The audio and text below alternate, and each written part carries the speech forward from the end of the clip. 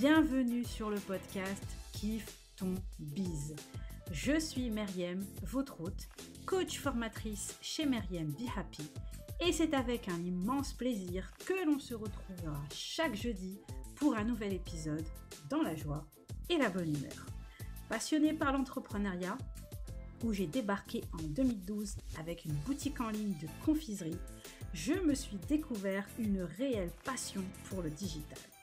Aujourd'hui, mon objectif est de vous aider et vous booster dans votre quotidien d'entrepreneur afin de créer et développer un business qui vous ressemble.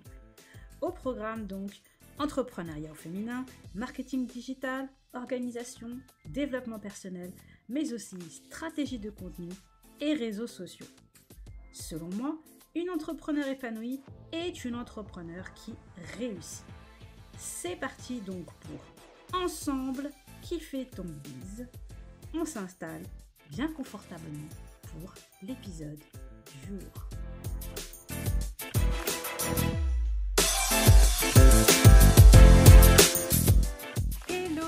Hello tout le monde, j'espère que vous allez bien. Je suis ravie de vous retrouver pour ce nouvel épisode du podcast Kiffe ton bise. Voilà, c'est toujours un plaisir de vous retrouver. Je suis ravie, donc j'espère que vous aussi c'est pareil. J'en profite pour vous dire un grand merci parce que vous êtes de plus en plus nombreux à m'écouter et ça me fait vraiment super plaisir. Et d'ailleurs, j'en profite pour vous dire que le meilleur moyen de me soutenir et de m'encourager à continuer, bien évidemment, à partager d'autres épisodes, eh bien, c'est d'aller là, maintenant, tout de suite, me mettre une petite note et un avis sur l'application Apple Podcast. Merci d'avance. Alors, dans l'épisode 41, justement, du podcast, je vais vous donner 8 moyens de vous faire connaître. Et parmi ces moyens, il y avait les réseaux sociaux. Aujourd'hui, je voudrais, on va dire, revenir sur cette partie et plus particulièrement vous parler d'Instagram comme moyen de vous faire connaître et du coup, logiquement, de gagner en visibilité.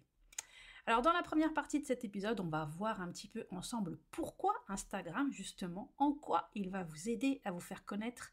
Et dans la seconde partie de l'épisode, je vous propose de voir comment faire concrètement. Si ça vous va, si vous êtes OK, eh bien c'est parti. Alors pourquoi utiliser Instagram pour se faire connaître? Alors on va commencer par quelques chiffres. Ça fait toujours sérieux, hein? Instagram aurait passé le cap des 2 milliards d'utilisateurs mensuels à l'automne 2021.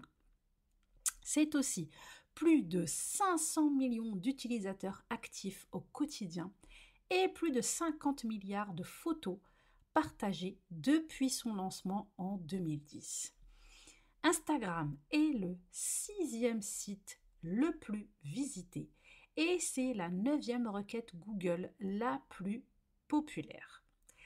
Et 2 derniers chiffres pour finir, 63% des utilisateurs déclarent l'utiliser chaque jour et 83% justement des utilisateurs déclarent utiliser Instagram pour découvrir de nouveaux produits ou services. Bon, normalement, si tout va bien, j'ai déjà un peu réussi à vous convaincre que oui, il faut être Instagram pour se faire connaître. En tant qu'entrepreneur, il y a un élément clé qui nous permet de nous différencier. Et cet élément, c'est le personal branding. Je vous renvoie d'ailleurs à mon article 4 étapes clés pour une identité visuelle impactante. Je mettrai le lien de l'article dans les notes de l'épisode et dans le descriptif de cet épisode aussi. Pour faire simple, le personal branding est une stratégie de communication qui consiste à promouvoir une personne comme on le ferait pour une marque. D'ailleurs, on parle aussi de marque personnelle ou de marketing personnel. Comment ça se passe dans les faits? En fait, c'est un procédé qui va permettre de se distinguer de la concurrence via notre communication, mais de manière unique, puisque en tant qu'entrepreneur, nous sommes notre marque. Et du coup, eh bien, personne ne peut être comme nous. On va tout simplement communiquer sur notre personne en utilisant différents outils, mais plus particulièrement via le storytelling qui va nous aider à nous mettre en avant avec notre histoire, notre parcours, toutes ces choses qui font que notre client idéal va pouvoir s'identifier à nous, qu'il va avoir envie de bosser avec nous et pas quelqu'un d'autre. C'est tout ce qui va regrouper aussi notre fameux pourquoi, parce que ce client idéal va aussi pouvoir s'identifier avec ce pourquoi. Alors où je veux en venir avec le personal branding? Quel est le rapport avec Instagram, me direz-vous? Eh bien justement, Instagram est l'endroit idéal pour mettre en place cette stratégie de personal branding. C'est le réseau par excellence pour se créer une communauté authentique et engagée. Comment s'y prendre? C'est ce que l'on va voir de suite. Donc, comment se faire connaître avec Instagram? Le plus gros avantage que va vous offrir Instagram, c'est la possibilité de créer une relation de proximité avec votre audience. C'est vraiment le réseau par excellence où l'on peut discuter, échanger avec n'importe qui. Il suffit d'aller sur le profil d'une personne, de lui envoyer un message privé et c'est fait. Et je peux vous dire que bien souvent, vous allez avoir une réponse. Bon, pour les gros comptes, ce n'est pas la personne elle-même qui répond. Dans la plupart des cas, ce n'est pas la personne elle-même qui répond. Souvent, ça va être un community manager. Mais vous avez quand même de grandes chances que ce soit quand même la personne, parce que je sais qu'il y a certaines personnes qui aiment bien gérer elles-mêmes leur compte Instagram. Donc, ça ne veut rien dire. Ça ne veut vraiment rien dire. Faut pas hésiter à tenter le coup. Pour bien utiliser Instagram et pour que ce soit à votre avantage, je vous recommande de varier les contenus et de profiter des différentes fonctionnalités qui sont offertes. N'oublions pas aussi que le cher algorithme d'Instagram aime que l'on joue le jeu. Alors la base de la base, eh bien déjà, c'est de prendre le temps de bien rédiger votre biographie en utilisant bien des mots-clés. Car oui, n'oubliez pas que l'on peut vous trouver sur Instagram avec des mots-clés. Et cela, eh bien, vous permettra aussi d'apparaître dans les suggestions de comptes. En fait, vous voyez, quand vous êtes sur Instagram, souvent vous avez Instagram qui vous suggère des comptes à suivre. Alors ça, maintenant, ça se fait non seulement sur votre page, sur votre compte, mais ça arrive maintenant même quand vous êtes en train de regarder des stories. Vous avez sûrement dû le remarquer. Quand vous êtes en train de regarder plusieurs stories à la suite, il y a un moment où vous voyez une page s'afficher avec des suggestions de comptes. On vous propose de suivre certains comptes. Et bien tout ça en fait c'est amené justement par le biais des mots-clés que vous utilisez par rapport aussi bien évidemment aux personnes que vous suivez déjà. Donc Instagram va faire un petit peu le lien avec d'autres personnes qui ressemblent un petit peu à ce profil, mais il y a aussi ce fait des mots-clés, ces mots-clés qui font que vous allez pouvoir apparaître donc dans les suggestions des personnes, mais aussi vous allez pouvoir apparaître dans le fameux Explorer. Vous voyez, l'Explorer, c'est la page de recherche Instagram. Quand vous voulez faire une recherche, quand vous voulez rechercher un compte, eh bien, c'est là que vous allez arriver, donc sur cette fameuse page Explorer. Et croyez-moi, quand on arrive à apparaître sur cette page, eh bien, c'est qu'on a fait un très bon boulot du côté de sa biographie et par rapport à ses mots-clés.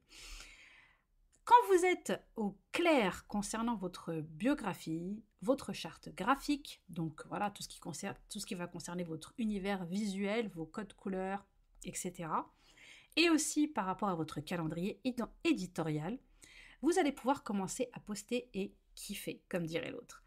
Alors, quelles fonctionnalités vont clairement vous aider à vous faire connaître? Alors déjà, il y a les incontournables stories. N'oubliez pas que lorsque l'on arrive sur l'application Instagram, c'est ce que l'on voit en premier.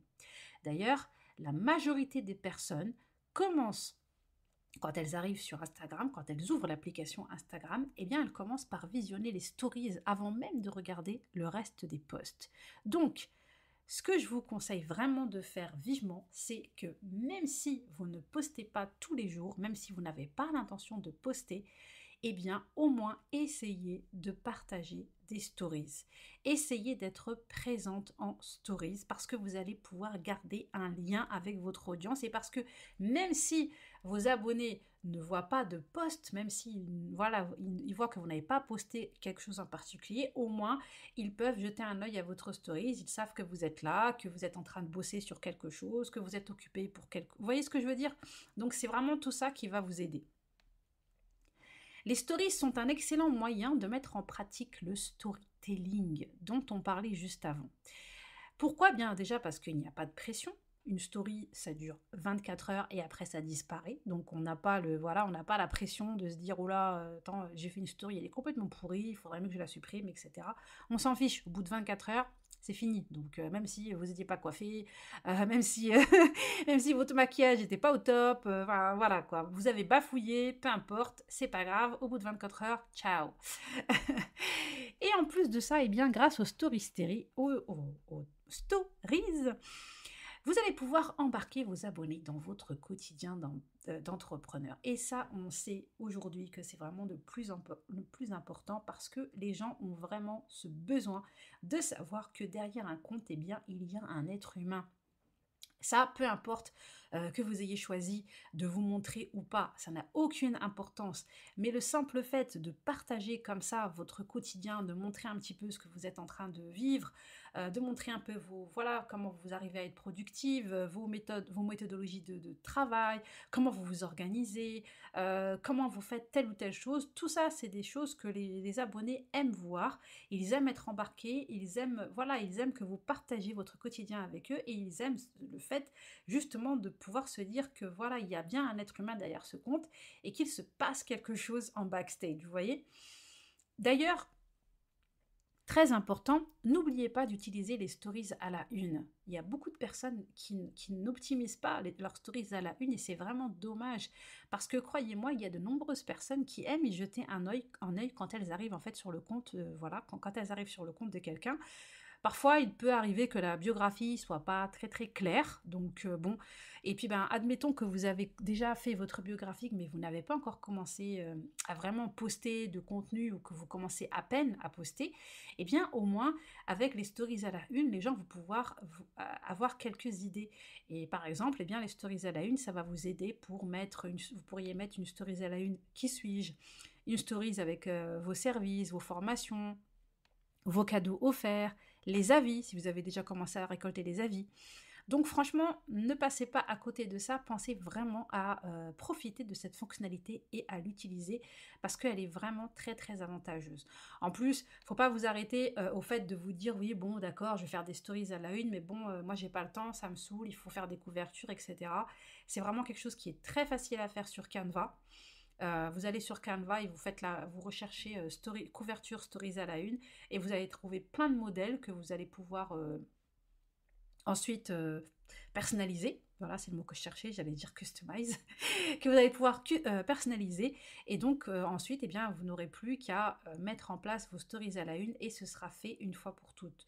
Donc franchement, n'hésitez vraiment pas à utiliser ce format.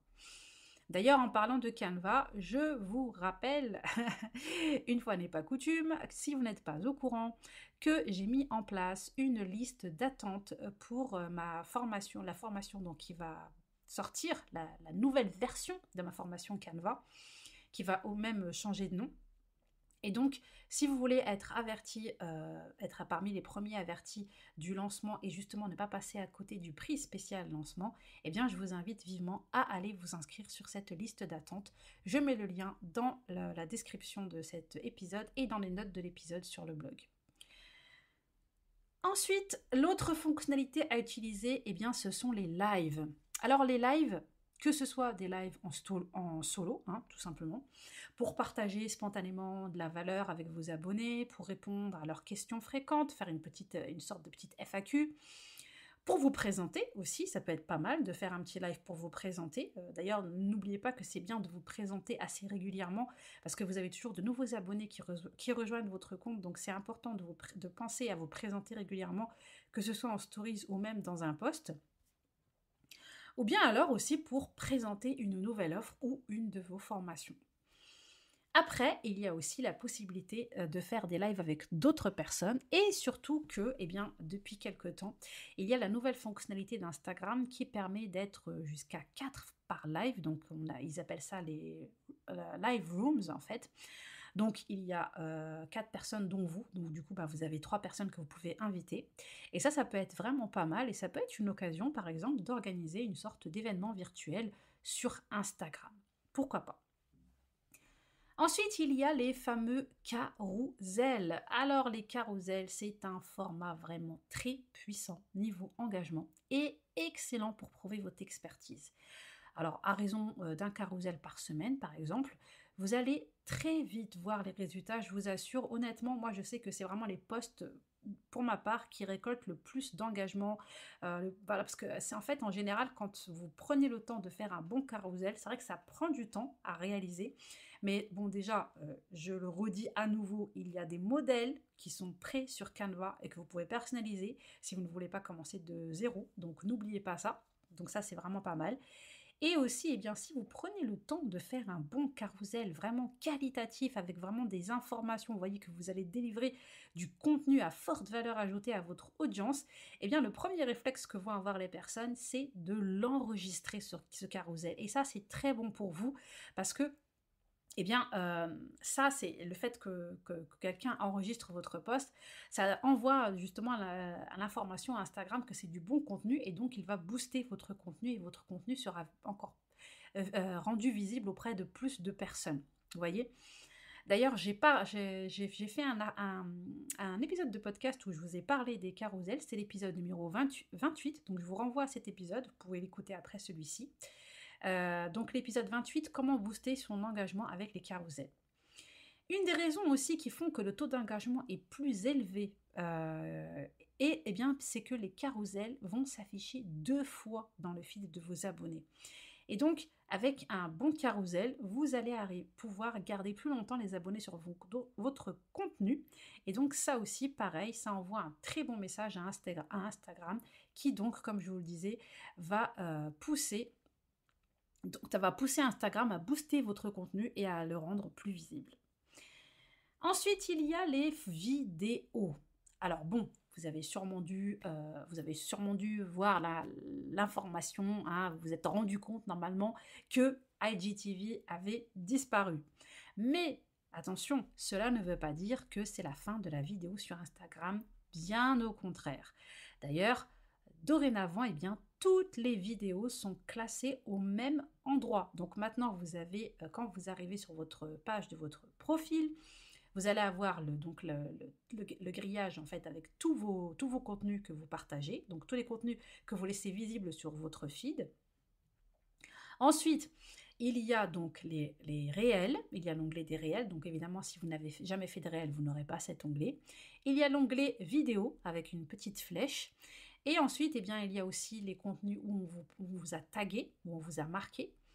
Et bien évidemment, il y a aussi l'onglet avec les guides. Ça, c'est pareil, c'est si vous avez pris le temps de les mettre en place. J'en reparle juste après. Donc en fait, par rapport aux vidéos, pensez vraiment à faire des vidéos parce que voilà, c'est un contenu que Instagram aime beaucoup. Donc vous pouvez même faire des vidéos très courtes, vous voyez, des petits conseils rapides, des astuces, tout ça dans votre domaine. Et pourquoi pas profiter aussi de la tendance des mèmes, surtout les mèmes animés qui fonctionnent très bien. Vous allez même vous rendre compte qu'il y a certains posts qui sont considérés comme des vidéos, mais en fait c'est juste parce qu'il y a un gif dessus, une flèche, vous voyez, je sais pas moi, une tasse de café qui apparaît avec la fumée, enfin des choses comme ça. Donc franchement, n'hésitez vraiment pas. Alors pour en revenir aux guides, alors les guides aussi, ça peut être un excellent moyen aussi, parce qu'en fait les guides, si vous voulez, ils vous permettent d'organiser vos contenus. Donc par exemple, vous allez créer un guide, avec à propos de vous, qui suis-je, et donc vous allez mettre tous vos posts où vous parlez de vous, vous racontez votre histoire, vous faites du storytelling, etc. Vous allez pouvoir faire un autre guide, par exemple, concernant une de vos formations. Un autre guide, admettons, si vous êtes coach spécialisé sur Instagram, eh bien tous les conseils que vous donnez sur Instagram, etc., etc.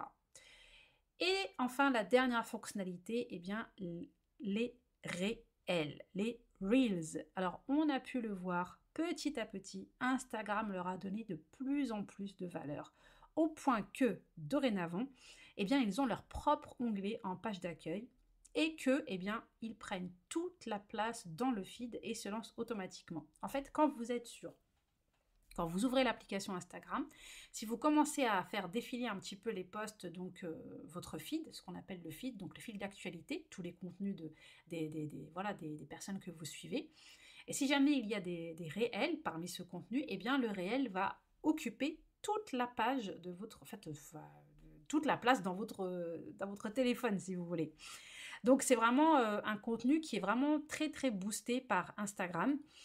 Et eh bien, c'est un format qui va vous être utile si vous voulez vous démarquer. Donc avec du contenu court, que ce soit pour divertir, pour éduquer, pour inspirer. Alors après, pour ne pas vous retrouver avec des abonnés, disons, qui ne correspondent pas vraiment à votre client idéal, moi je vous conseille de rester vraiment proche de votre objectif. Pour donner un exemple, si vous êtes coach business, eh bien, ça va pas être très logique d'aller faire un réel avec une recette de cuisine. Voilà. C'est clair, je pense. Alors, bien entendu, il y a d'autres types de contenus à utiliser sur Instagram, donc comme les guides dont je vous ai parlé rapidement. Mais il y a aussi, par exemple, les infographies qui sont très, très utiles aussi. Moi, ce que je vous conseille de faire, eh bien, c'est de faire votre choix par rapport aux choses avec lesquelles vous êtes à l'aise. De nombreuses personnes arrivent à se faire connaître sur Instagram et à développer leur activité sans même avoir fait un seul réel. Donc n'allez pas vous mettre la pression en vous disant « mais il faut absolument que je fasse des réels parce que tout le monde en fait ». Non, franchement, ça sert à rien parce qu'en plus, si vous n'êtes pas à l'aise, vous allez peut-être pas faire quelque chose de ouf et vous allez plus vous mettre une balle dans le pied qu'autre chose. Donc vraiment, faites selon les choses avec lesquelles vous êtes à l'aise.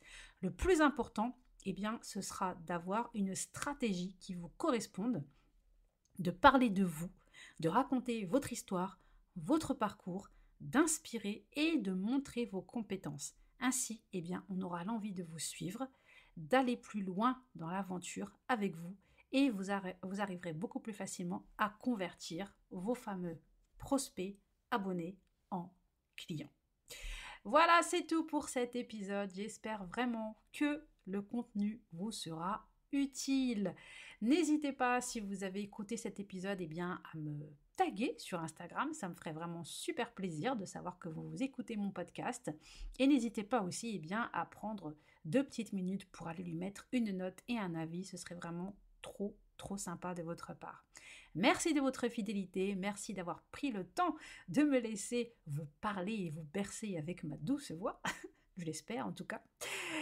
En fonction du moment où vous écoutez cet épisode, je vous souhaite bon après-midi, bonne soirée, bonne journée. Prenez bien soin de vous et à très bientôt. Ciao, ciao! Merci d'avoir écouté l'épisode jusqu'au bout. Vous pourrez retrouver toutes les ressources mentionnées dans les notes de l'épisode sur le blog maryambehappy.com. Et si le podcast vous plaît, eh bien n'hésitez pas à aller lui mettre une petite note et un avis sur l'application Apple Podcast. Merci beaucoup.